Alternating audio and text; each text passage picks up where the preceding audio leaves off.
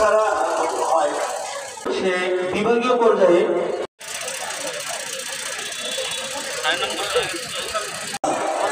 Pass করার চেষ্টা করবো, আর চেষ্টা করবো আমাদের একটা এজেন্ডা হল এখানে শিক্ষার মান আর কিছু। সুতরাং সেটার জন্য আমরা আপনার চেষ্টা, আর বেতনের কথা বলছি যে 800 টাকা থেকে 700 টাকা,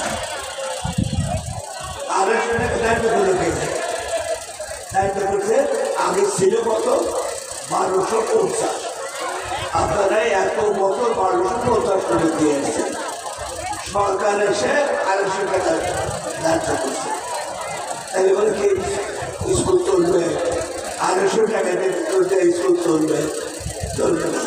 যদি আপনারা দাবি করেন যে 250 টাকা সরকার দিচ্ছে, তাহলে সরকার একটা স্কুল করতে বলে ওইখানে ওই যে আমি ইয়ে আছে মাঠের বাইরে কিন্তু সরকারি করছেন, আপনারা তার দাম 250 টাকা আচরণ করতে পারেন। আর এখানে যদি আমরা একটা নতুন এই যে কি স্কুল এখানে করছেন, হ্যাঁ রংধনু বেতন দেয় কত, এখানে কি স্কুল কত টাকা বেতন নেয়? এখন থেকে দেখে এসে ওই রংধনুতে বেতন নেয়, আমরা বলি তো আমরা সেই বেতন দিচ্ছি। দরকার আমার মনে হয় শিক্ষকতা থেকে বাদ দেওয়া উচিত। লেখাপড়ার বিষয়ে 70% কিন্তু এই বইটা ফলো করলেই হয়ে যাবে। আশা করি আপনারা এই বইটা ফলো করবেন, এই বইটা ফলো করে এটার নিয়ম কানুন মেনে চলবেন। এখন আসেন আপনারা বলেন ছেলে আগের থেকে গত 7 মাসে কতটা ইমপ্রুভ করছে? আপনি বলেন কিছু ইমপ্রুভ করে নাই?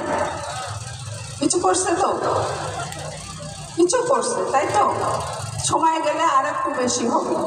যখন আমরা স্কুল থেকে বাচ্চাদেরকে চাপ দিই পড়াশোনা করার জন্য, অনেক গার্জিয়ান আছে আমার কাছে ফোন করছে, ফোন করে বলে যে ম্যাডাম এত পড়া দেয়, রাত জেগে ছেলে পড়াশোনা করতে এই সময় শেষ হয়ে যায়, কখন তারা ঘুমাবে আর পরের দিন স্কুল যাবে কিভাবে?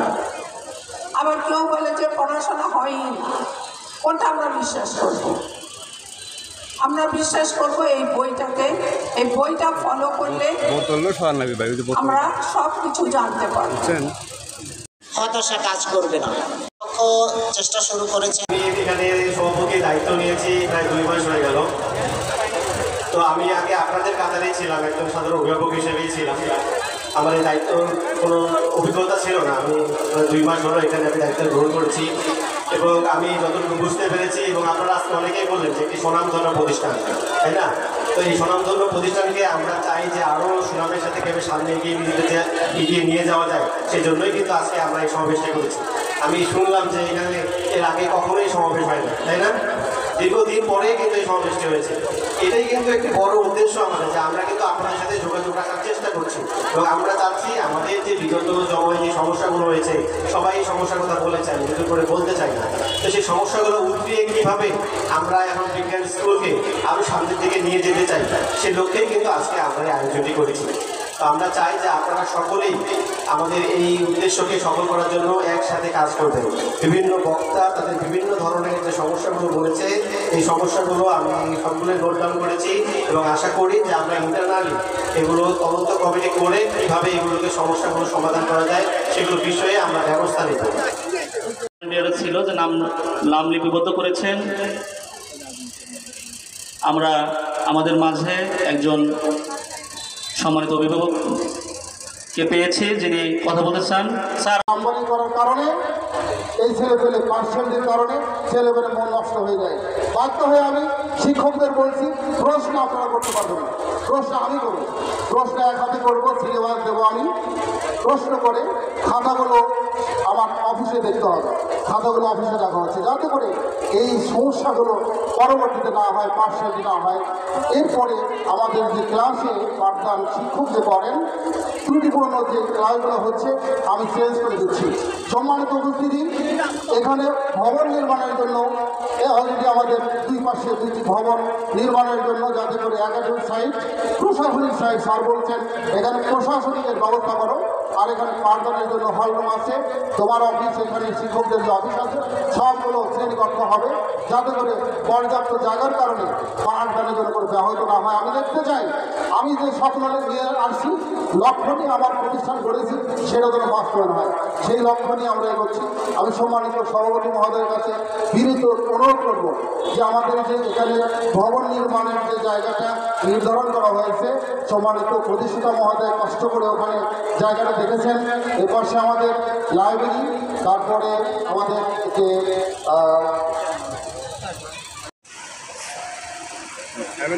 আজকে এসেছেন পয়সা যে ছেলে মেয়েদেরকে প্রচুর ত্যাগ করেছে, তারা উঁচু করবে, নামাজ পড়বে। পর্দা মুর্শিদের ব্যাপারে আমাদের ম্যাডাম মোমেন আলী সাহেব উনি এসে স্টুডেন্টদের কাছে টাকা নিয়ে কি পোশাক পরলে ইসলাম থাকে, কি পোশাক পরলে মেয়েদের ঢাকা থাকে, তোমরা সেইভাবে সিদ্ধান্ত নাও। উনি কিন্তু মত বিনিময় করেছে ক্লাসে। এটা কি ভালো উদ্যোগ নয়? অবশ্যই।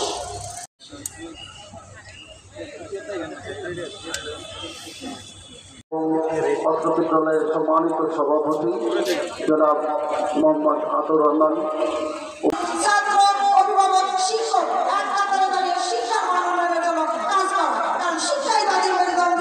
প্রকৃত শিক্ষা ছাড়া জাতির উন্নতি উচ্চ শিখরে পৌঁছাতে পারে না, পারবে না। সম্মানিত অভিভাবক মণ্ডলী, শিক্ষকদের বলা হয় মানুষ গড়ার কারিগর, কিন্তু অত্যন্ত দুঃখের বিষয় যে কিছু কুচক্রী মহল শিক্ষকদের নিয়ে নানা ধরনের ষড়যন্ত্র করছে। শিক্ষকদের ও কর্মচারীদের বেতন নিয়ে জটিলতা সৃষ্টির পায়তারা করছে। সম্মানিত অভিভাবক মণ্ডলী, স্কুলের সম্মানিত প্রতিষ্ঠাতা, সর্বজন শ্রদ্ধেয় আমাদের প্রিয় মানুষ, মাটিও মানুষের নেতা, আমাদের জামানুল্লাহের গৌরব, এটা আমার দিকের ঐতিহ্য।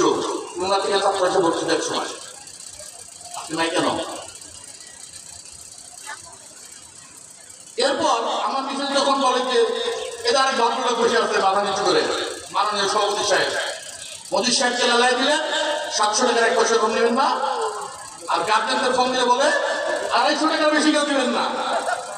প্রধান অতিথি অত্র বিদ্যালয় ছিল যে নাম লিপিবদ্ধ করেছেন। আমরা আমাদের মাঝে একজন সম্মানিত অভিভাবককে পেয়ে